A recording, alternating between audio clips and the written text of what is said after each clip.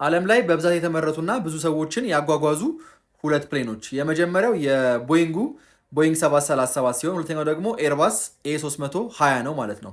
ያው እነዚህ ሁለት አውሮፕላኖች በብዙ ነገር እንደመቀራረባቸው የሁለቱን ትልልቅ ካምፓኒዎች ፉክክር የሚያሳይ ይመስለኛል እና በብዙ ነገር ተቀራራቢ ናቸው። ለምሳሌ በመጫን አቅማቸው፣ በሬንጃቸው፣ በሚጠቀሙት ቴክኖሎጂ ትንሽ አድቫንስድ ነው ኤርባስ ኤ320 ግን በጣም ተቀራራቢ የሚባሉ ፕሌኖች ናቸው ማለት ነው። ቀድሞ ወደ ምርት የገባው ቦይንግ 737 ነው እና ኦልሞስት ከ11 ሺህ ጊዜ በላይ ተመርቷል ማለት ነው።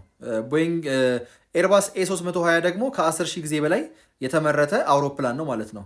እና ደግሞ በጣም በሚገርማችሁ ሁኔታ በቦይንግ 737 ብቻ ሰርቪስ የሚሰጡ ደግሞ አየር መንገዶች አሉ አውሮፓ ውስጥ ያሉ። ለምሳሌ እንደ ሳውዝ ዌስት ከ800 በላይ ቦይንግ 737 አለው።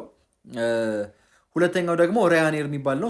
እሱም ከ600 በላይ ቦይንግ 37 አውሮፕላኖች አሉት ማለት ነው። ኢትዮጵያም በጣም ብዙ የቦይንግ 737 ሞዴሎች አሏት ማለት ነው።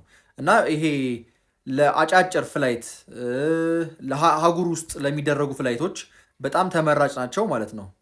እስከ 170 ሰው እስከ 180 ሰው የመጫን ካፓሲቲ ያላቸው፣ ስለዚህ በጣም ትርፋማ የሚያደርጉ አውሮፕላኖች ናቸው ማለት ነው። ነዳጅም በጣም ሴቭ ያደርጋሉ። በዛ ምክንያት ብዙ አየር መንገዶች ይመርጧቸዋል ማለት ነው።